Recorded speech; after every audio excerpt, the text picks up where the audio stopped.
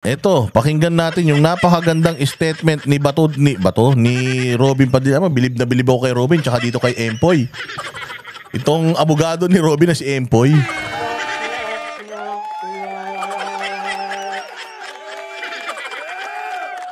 Pag manood lang ha, Francis, ha, wag malikot ha. Ha, papalabasin ka ni nanay. Sige ka. Sabi niya, pag manood lang daw, manood. Wag nang tumbling sa upuan. Wag na malikot, makinood na lang pag nakikinood ha. Wag na magbigay ng suhesyon. O ayan na nga, kita mo si Robin Pucha yung kanyang abogado. Ayan kala mo lagi niyang suot yan, yung Amerikana na yan. Pucha ibang klase yan, ginto pa yung relos niya Seiko 5 yata yan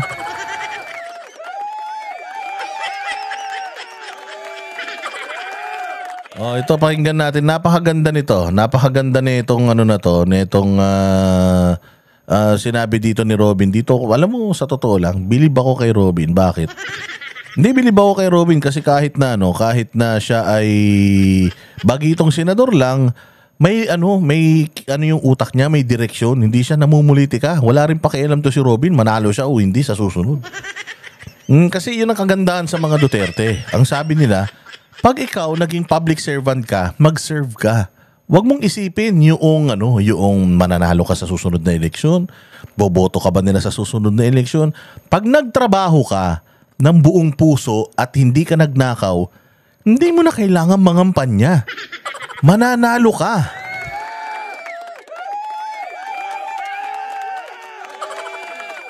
Kaya dito ako bilib. Alam mo, minsan masama din ang natin, yung ating parang tingin sa mga artista. Pero ito yung mga artista na mga senador na talagang kabibiliban mo. Robin, pangaralan mo nga si Risa.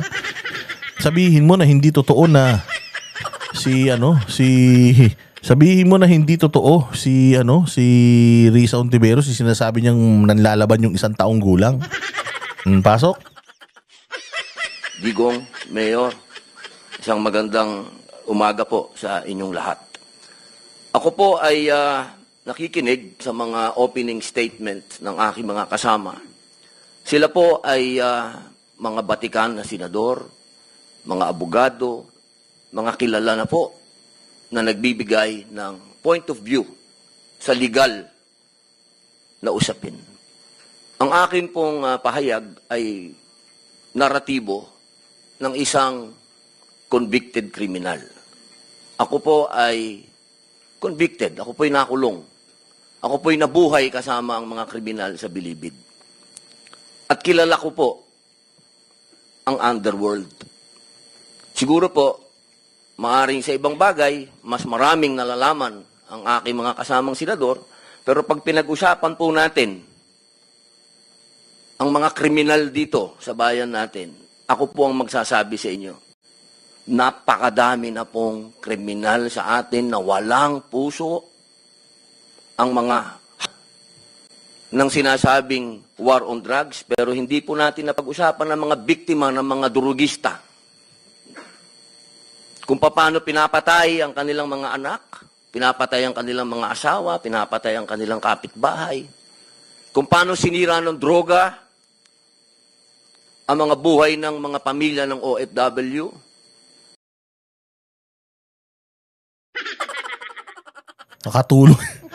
Nakatulog din ang abogado ni Robin, uy. Taon at ginawa ko pang pelikula ito. Ang pangalan po ng pelikula, maaari niyo pong panoorin, Hari ng Selda. Dito po, ay ibinunyag ko na. Nasa loob mismo ng Bilibid ay nagluluto ng shabu. 1998 po yun. Kung bibilangin po natin yung taon na yun, hanggang sa dumating ang Iron Man, ilang taon po yun. Ganun po kahaba ang mga panahon na namayani at talagang naghahari ang mga drug pusher sa Bilibid. Alam mo, if there is someone who is very credible in terms of pagsasabi ng tungkol sa krimen, si Robin Padilla, ang tagal na kulong niyan sa Bilibid. Napakatagal makulong niyan sa Bilibid. Pucha, yan ang nagluluto ng drugs na sa loob ng Bilibid. Ganong katarantado ang Pilipinas noon. Nung dumating si Duterte, inubos siya. Putang ina, hindi ko maintindihan ba't na galit to si Risa. Ba't ba galit na galit ka, Risa, na naubos yung mga adik dyan sa Bilibid? Ha? Ano ba problema nyo ni Leila de Lima? Naubos ba dilihensya?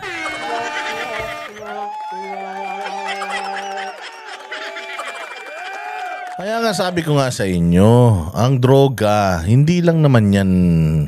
Ewan ko rito, bakit tagapagtanggol ng mga ng mga may kaso ng drugs tong mga sila Risa eh.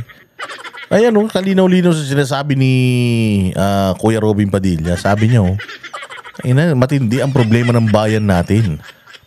At talaga naman, nung mga panahon ni PRD, yung laban sa drugs, talaga naman, yan yung legacy niya na pinipilit nyong i-discredit kasi nga, wala kayong mahanap na pwede nyong ikaso sa kanila. Kaya, ito, kung ano-ano na lang yung binibintang nyo dito sa mga Duterte na ito, sa totoo lang, ang laki nang naitulong niyan sa bayan natin. Alam niyo po, mga mahal kong kababayan, wala po, totoo po. Ang kamatayan ng buhay ng isang tao ay yaan po ay bigay ng Diyos. Yaan po ay kayamanan, yaan po ay regalo sa atin ng Diyos. Pero, mga mahal kong kababayan, ang ating pong bayan ay nasa bingit ng napakalaking kapahamakan. Kung hindi po tatitindig ang ating kapulisan, kung hindi po tatayo ang ating mga law enforcement, tayo po ay tatalunin ng mga sindikatong nag-ahari na nagluluto na ng mga droga kung saan-saan. Mga mahal kong kababayan, ang datos po ang magsasabi na nung sa panahon ni Pangulong Rodrigo Roa Duterte, masasabi ko na po na natakot ang mga kriminal. Wala pa po siyang ginagawa. Doon lang sa commercial niya na last Christmas yun na to, natakot na ho ang napakaraming kriminal. Natakot na ho ang napakaraming durugista, napakaraming pusher ang nag-surrender. Wala pong nangyayari. Sa salita lang po yun. Mga mahal kong kababayan, kung sisisi natin lahat ang mga namatay dito sa administrasyon ni Rodrigo Roa Duterte, abay nagkakamali po tayo. Alamin po natin kung ano ang drug underworld, kung ano ang mga drug syndicates. Ako na po ang nagsasabi sa inyo, regular na po ito tuwing magpapalit ang administrasyon, naglilinis ang mga sindikato. Magkakaroon talaga ng maraming mamamatay dahil naglilinis. Para pagpasok ng bagong ayan na tuloy. Si Francis Paulo nag-ambag na. Yan na. Sige na. Hindi na si Risa to. Huwag ka na magalit. Salamat sa iyo. Mabuhay ka. Administrasyon, yung kanilang mga alagang, mga kriminal, mga alagang, mga pusher, mga tapos na. Sana po, sa usapin na ito, maging realistic po tayo, mga mahal kong kababayan. Kung kailan ba natin na ibalik sa mga kababayan natin ang kalsada. Nung panahon na yon, nagiinuman sa tabi, nakahubad, ang mga babae hindi makapaglakad, hindi ka makapaglakad ng may cellphone ka, agawin ng cellphone mo, loob ng bahay mo, papasukin ka. Mga kababayan naman, huwag naman nating haluan ng politika ito. May mga bagay dito sa mundo na kailangan maging realidad tayo. Buong mundo, problema ang droga. Kung walang tatayo para lumaban dito, paano na ang kinabukasan ng mga anak natin? Paano na ang kinabukasan ng bayan natin? Kaya sana po ang inihiling ko sa lahat dito sa pagdinig nito, iwasan ng politika, at tingnan po natin kung saan talaga tayo tutungo ang bayan natin. Ayan, Risa. Tingnan mo maigi kung papaano mag-speech si Robin Padilla, ha? Walang kodigo.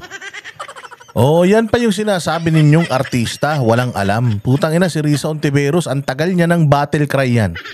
Yang EJK, yang war on drugs ni Duterte, pero Hindi pa rin siya, hindi niya kayang maghatid ng opening statement nang walang binabasa. Si Robin, simple-simple. Napakatalino. Walang binabasa. Yung abogado nga niya, nagkabalbas na. Nagkabigote na dahil walang ginagawa yan. Dahil si Robin Padilla lahat ng gumagawa eh. O, kita mo, humaba na buhok niya, no? Ang tagal niya tulog dyan. Hindi na bumangon yan. Si Robin Padilla na gumawa ng trabaho niya. O, kita mo, wala siyang pinakopyang sulat. Ang sabi lang niya, let's be realistic. Maganda yung nangyari noong panahon ni PRD. Maganda yung war on drugs ni PRD. Whether you like it or not, maganda yun. Magandang nangyari. Maraming mabubuting nangyari sa bayan natin dahil dyan. Huwag niyong haluan ng politika dahil lang galit kayo sa kanya. Dahil lang galit kayo sa kanila, nag-iinarte kayo.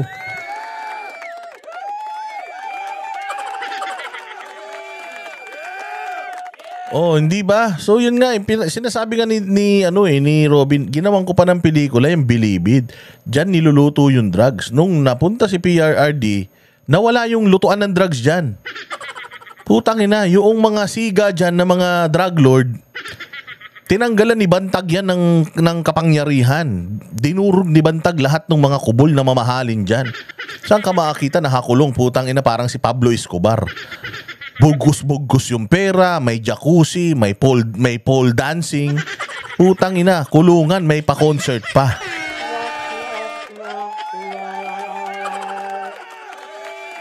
May pa-concert pa. Hindi nangyari yan kay PRD. Paano natin malaman totoo may pa-concert? Pucha. Si Leila de Lima nagsasayaw pa sa loob eh. Kumakanta pa dun ng Careless Whisper eh. Saan ka makakita ng Department of Justice Secretary, putang ina, nakikipagsayawan sa mga preso?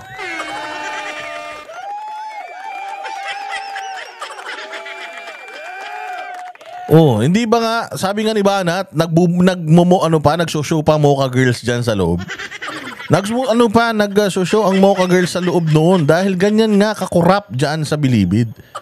Tapos eto ngayon, nilinis ni PRD, binago yung sistema, inubos lahat ng eskalawag na pulis, lahat ng may involved na pulis, di naman nila matanggal kagad dahil sa due process, tinatapon nila sa Mindanao. Tayo na, pulis tinapon mo sa Mindanao, tapos biglang nakarating sa Pilipinas, nakarating ulit sa Luzon. Pag-alis ni Duterte, yung tinapon niya sa Mindanao, nakarating ulit sa Metro Manila. Putya, na-promote pa. Tapos nahulihan ng kulang-kulang 1 toneladang shabu dyan sa Maynila, yung Mayo.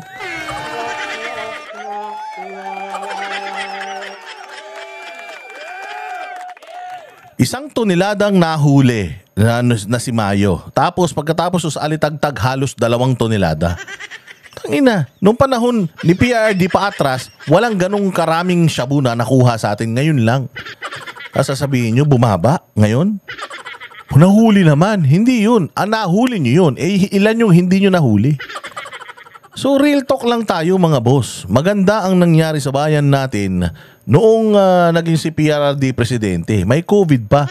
Alam mo, sabi ko sa inyo, iniisa-isa nga natin lahat ng mga magagandang nagawa ni Duterte. Despite nung panghaharas ni Ontiveros, ni Robredo, ni De Lima, ng mga nila Kiko Pangilinan, ng mga Dilawang Tae.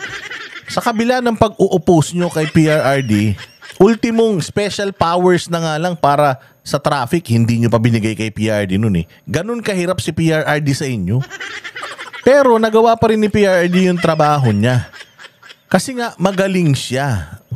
At hindi yung presidente natin ngayon walang galing.